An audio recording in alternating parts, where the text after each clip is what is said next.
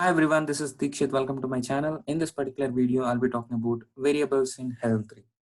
In my previous video, I've spoken about flow control in Helm. So please do have a look into that before watching this video. So I'll leave a link in description. Coming to this video, variables in Helm 3. In templates, basically, the variables are less frequently used. The use of this variables are to simplify the code and to make the better use of width, range, flow control structure that I've discussed in the previous video. If you remember in my previous video, so we saw a code will fail. So if you refer any object which is not related to this particular scope. So if dot values dot favorite is taken as scope, so then it doesn't have dot release dot name. So basically the code will fail, right? So in this case, we can use variables and we can work around, and then we can use any variable in any place. Okay. So it's just a workaround. So by using width and a range, you can't use variables with variables which is depending on other objects. Okay. So release name, in this example, if you see release name is not inside the scope, that is restricted within the block because our current scope is dot values dot favorite. On the way, so basically one way to work around the scoping issues is basically assign an object to a variable. We will see with an example. Okay. So that can be accessed without respect to any present scope. Okay. So if you see a example, so then you make out so what exactly I'm talking about. So let me open that particular thing in my editor.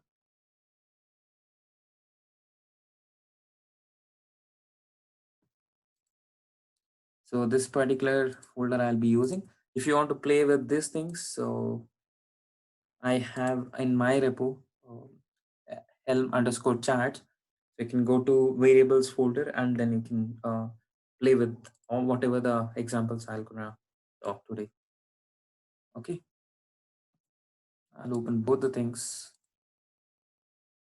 Let me go back and select variable folder, open. Let me select width first then. Yeah, now I've opened it. If you see now, here I've used a simple functions.yml. Let me open in another window values.yml. Okay. So this is the basic example that we were discussing, right? When you want to use any a release dot release dot name we have used, so it failed. Basically you can't use another object which is dependent on dot scope. You can't use it in the scope which we have in dot values or dot favorite. So if you want to use that one, so it is basically by using variables. So you can declare a variable. Basically this is the structure of variable dollar and the name, whatever the name you want you can give. This is assigning operator. So then you are assigning a dot release dot name for that. Okay, this is very simple. So if you want to use any other objects inside within the scope, it doesn't depend on any scope.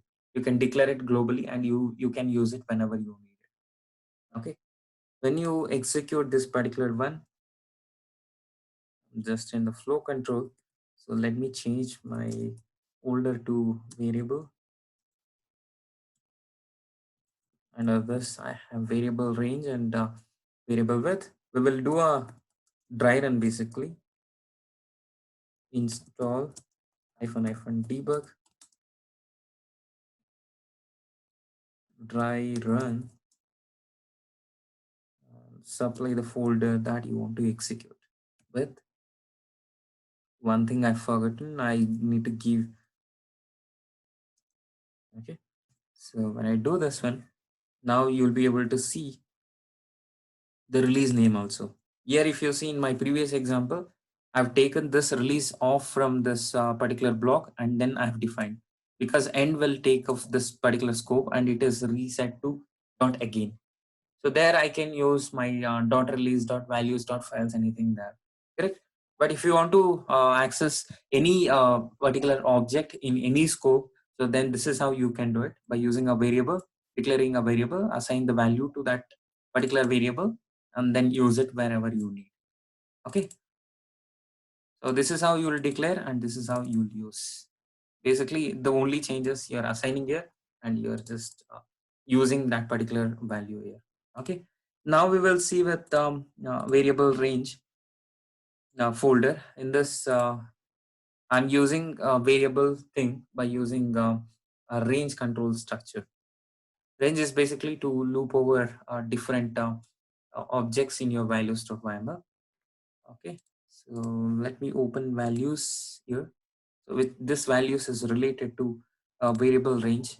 Again, if you see, I'm looping over the toppings and I'm giving values.toppings, and then I'm looping over. So basically I'm giving dollar index and dollar topping. So index will be stored. Index will obviously, it will in templates, it is starting with 0. So 0, 1, 2, 3, 4. It will go like that, and the actual value will be there in toppings. Okay. Basically, I'm just creating a key value. So my key is index, and the value is whatever which is there in values.yml. Okay. So as you can see, this is very simple. So you can make your code look better, and you can have credibility that like you can use your variables wherever you need. You can declare it globally and you can use it wherever you need inside the block. Okay. When I run this one,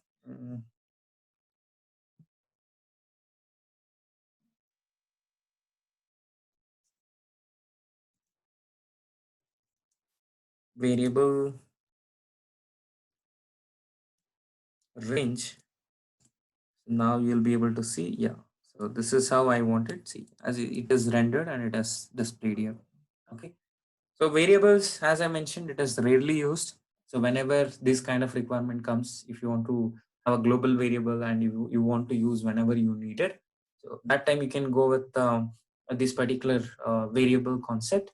So this is what I wanted to show in this particular video. So thanks for watching. Have a good day.